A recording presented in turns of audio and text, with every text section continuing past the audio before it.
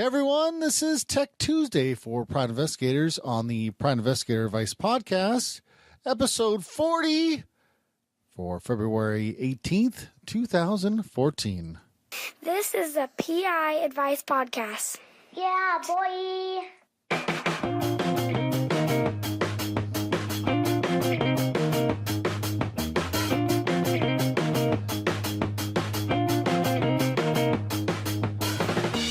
All right, everybody, what's going on? This is Andrew with the Private Investigator Advice Podcast for Tech Tuesday. This is where we're going to have news and talk tech items and things, digital, internet, toys, you name it. Yeah, I'm glad to be back with you. And I think it's been about a week. And some interesting things have come in the news, and we're just going to go ahead and get into those. So, the first thing I wanted to talk to you guys about is I found an article from Gizmodo written by, I think it's Schuyler Town. Basically, it says a key that can be photographed can be copied. Now, they didn't make it sound easy, but they just basically say it can be done. It says, so can photographed keys be copied? According to the Gizmodo article, the answer is yes. Of course, it takes a little bit of know-how, and there's some depth charts in regards to the cutting of the keys and spacing charts that apparently is available to the average Joe. The article gets a little more in depth about it. Not too much. I don't think they want to give you too much information on how to do it. But the writer closes in saying that keys are like passwords. Don't show them off to the world. Apparently, if you Google keys, you can, find keys. A gadget used to scan the Tower of Pisa, Leaning Tower that is helping police fight crime. Now, apparently 3D image modeling, where they take this, I guess it exists, right? I think I've seen it before. I've never really looked too in depth with it, but it'll like this device that will shoot lasers around and build a 3D image model of a crime scene, and it's usually put on a tripod and develops this thing. So it actually maybe might show things that more than photographs can actually do when you're taking crime scene photos.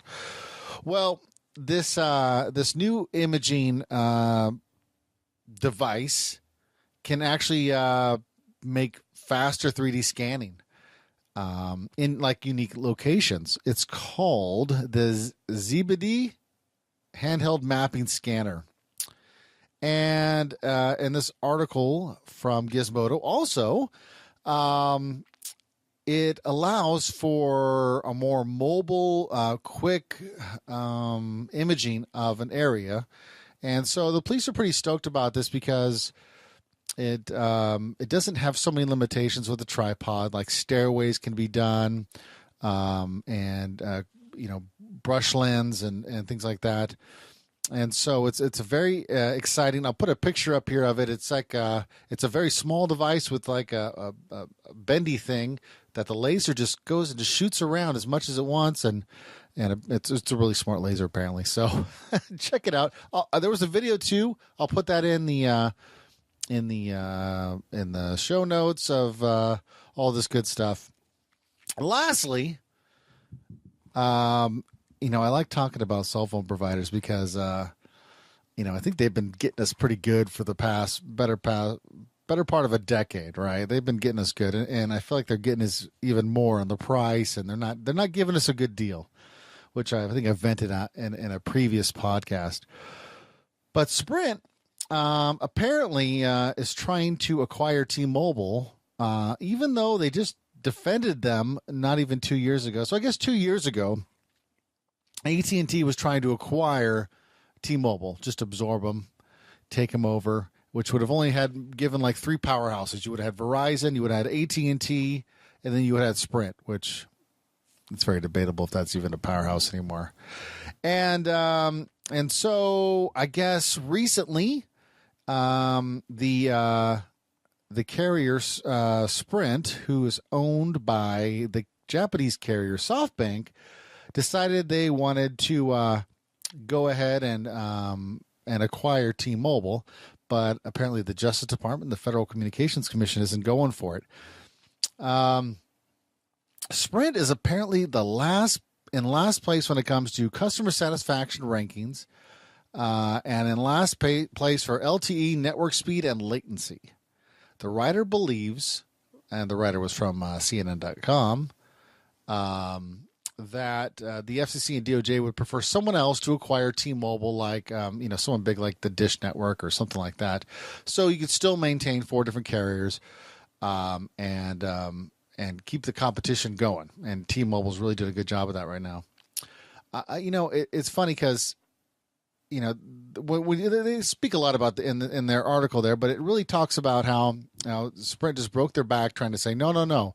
The way to keep us the most competitive is to stay with 4 huge carriers, and now they're trying to say basically like no, we'll be a super carrier now like them, like Verizon and AT&T if we acquire T-Mobile, but some people say that might not be the case.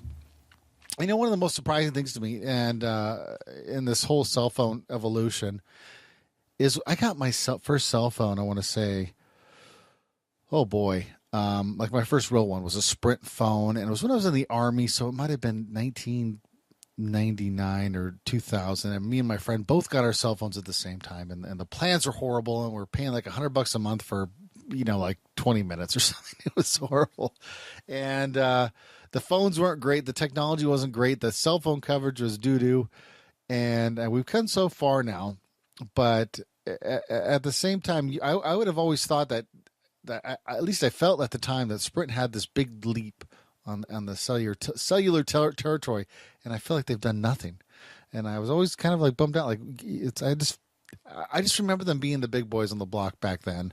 And now they're the weakest, the weakest carrier out there. So anyways, if you guys have an interesting news article that you feel that could fit into Tech Tuesday, because I don't think it's always going to be, I just figured it out today, I don't think it's always going to be news articles. I think I'm going to be talking about different technical topics that can help you as a private investigator.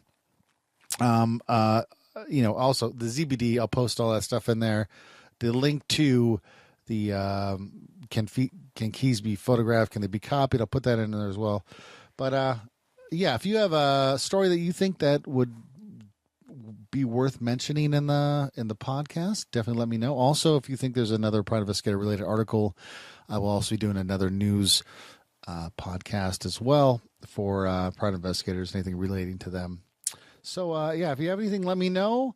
You can always go to the Private Investigator Advice website at privateinvestigatorAdviceHQ.com. We have the videos on YouTube at the PI Advice channel. You've got the podcast, the videos, the blog.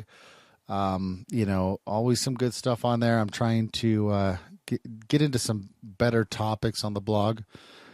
And, if you're looking for private investigator type equipment and you just maybe you don't want to buy it, but you just want an idea, you can just go over to the Private Investigator store at privateinvestigatorstore.net. I think that is that what it is? It's been a while since I've been there.